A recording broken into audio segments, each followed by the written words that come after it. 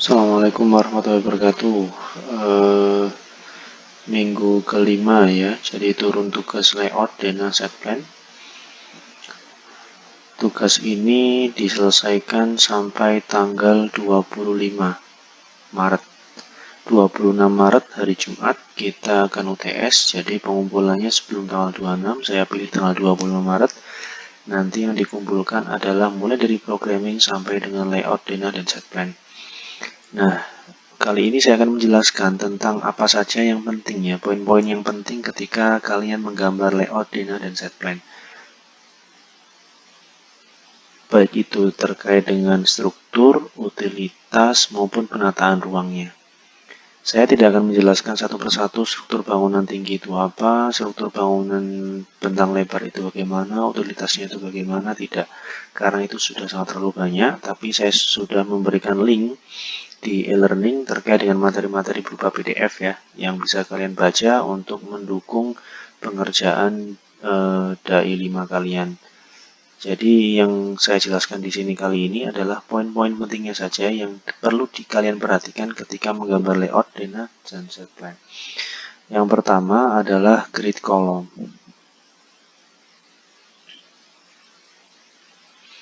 Grid column bangunan tinggi ya. Grid column dan Dena sangat berpengaruh. Grid column dan Dena sangat saling mempengaruhi ya. Perletakan kolom menyesuaikan dengan Dena maupun sebaliknya. Dena, perletakan ruang-ruang pada Dena menyesuaikan grid kolomnya. Biasanya seperti itu. Mereka berdua saling mempengaruhi dan saling menyesuaikan. Nah, pertanyaan yang paling umum adalah gimana sih caranya menentukan ukuran kolom gitu.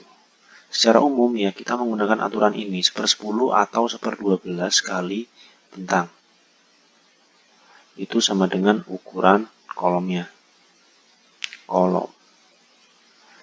Nah, kalau misalnya kalian menggunakan bentang 7 meter, berarti ukuran kolomnya berapa? 70 kali 70 cm. Nah, ukuran kolom ini bisa mengecil ya. Semakin atas, semakin mengecil. Jadi yang paling besar itu di lantai paling bawah. Itu kenapa? Karena memang lantai paling bawah menanggung beban paling banyak, sehingga paling besar, sehingga ukurannya lebih besar. Sedangkan lantai yang paling atas menanggung beban yang lebih kecil, sehingga ukurannya bisa mengecil. Nah, itu detailnya seperti apa sudah ada di materi, kalian baca, kalian cari di situ ya detailnya. Kemudian yang kedua terkait dengan core. Core ini penting ya. Bentuk bangunan persegi panjang dengan bulat itu perletakan core-nya berbeda. Gitu. Jadi nanti di materi yang sudah saya share itu kalian bisa mempelajari tentang gimana sih bentukan core, terus isinya core itu apa saja, kemudian letaknya itu di mana gitu. Jadi letaknya bisa menyesuaikan bentuk bangunannya. Kemudian yang ketiga adalah shaft. Oke, shaft ini sama hampir tidak sama seperti core ya, tapi tipenya adalah dia berlubang. Dia lubangnya menerus dari lantai 1 sampai lantai paling atas gitu. Biasanya digunakan sebagai lubang utilitas. Saya ilustrasikan seperti ini. Misalnya ini adalah unit apartemen kalian ya. Kemudian saling berdempetan gini, kemudian ini jadi gini. Kemudian ini pintunya di sebelah sini, kemudian ini ada kamar mandi ya. Kamar mandinya saling berdampingan seperti ini. Biasanya seperti itu susunannya. Kemudian di sini ada lubang. Nah, yang saya tandai warna merah ini adalah lubang shaft gitu. Isinya plumbing, bisa plumbing, air bersih, air kotor, limbah gitu ya, yang dari toilet dan untuk toilet gitu.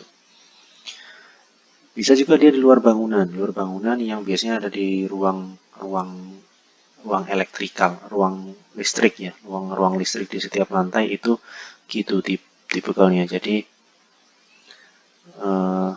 ruang utilitas listriknya tiap lantai, kemudian dia punya lubang yang besar gini, disimbolkan ya void gini lah. Terus dia punya pintu, kayak sama seperti di Sentek itu kan dekatnya toilet kan ada lubang shaft, ada pintu coklat kecil.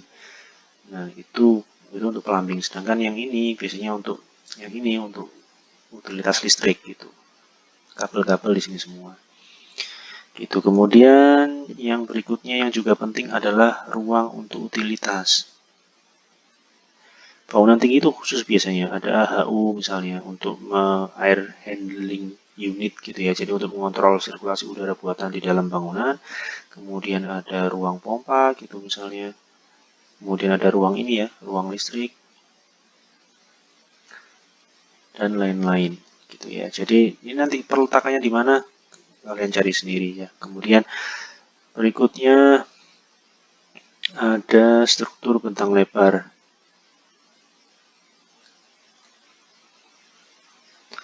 Nah, struktur bentang lebar ini saya sarankan diletakkan di lantai podium paling atas gitu. Kalau saya ilustrasikan seperti ini. Jadi ini tower kalian ya, ini tower kalian, kemudian ini podium kalian. Nah, terus di sini ini ada setengah dak, ini dak ya, kemudian ada lantai paling atas ini sebagian menggunakan atap bentang lebar misalnya gitu.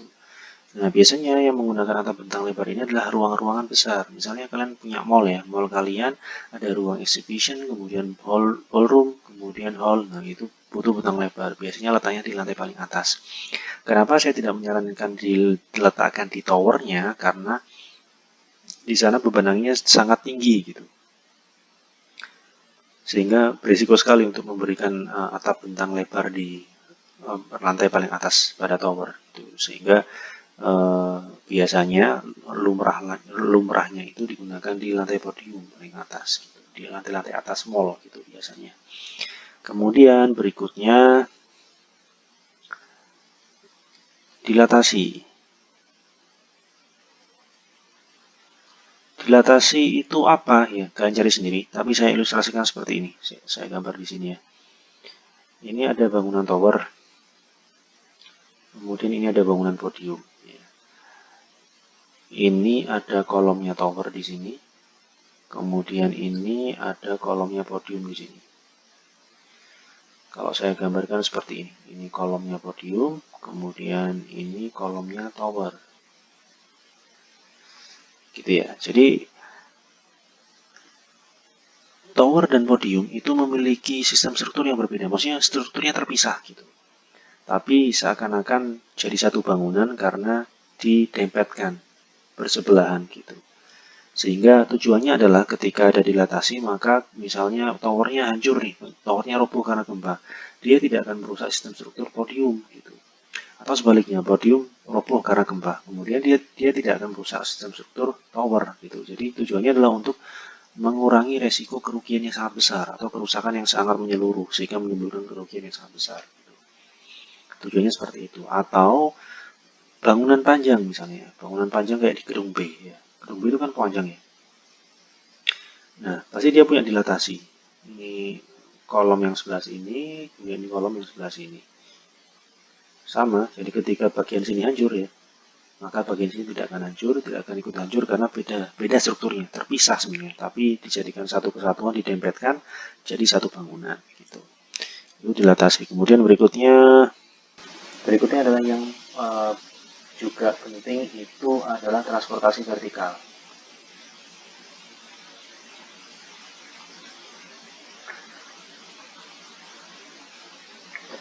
Oke. Nah, di sini ini kan banyak nih, ada lift, ya, eskalator, tangga darurat, dan lain-lain. Ini juga sangat harus mencari bagaimana sih perletakan lift utama yang baik itu di mana, kemudian perletakan lift barang itu di mana, eskalator itu sebaiknya di mana, dan sebagainya. Ini juga nanti akan pasti tertampilkan di dana sama layout gitu. Oke ya, jadi itu poin-poin penting yang biasanya sangat berpengaruh ya, poin-poin yang sangat penting yang perlu dimunculkan ketika menggambar layout dana dan site plan.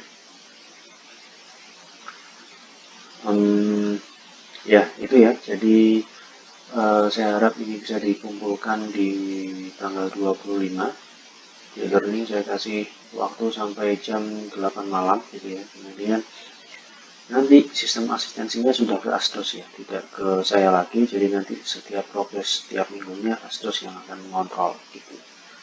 Nanti akan saya share di grup WhatsApp bagaimana teknis asistensinya setiap minggu.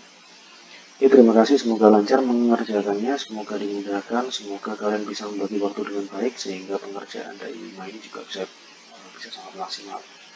Karena SKS-nya sangat besar, jadi sangat punya pengaruh yang sangat besar dalam menentukan baik buruknya IP kalian. Oke, itu ya. Terima kasih. Assalamualaikum warahmatullahi wabarakatuh.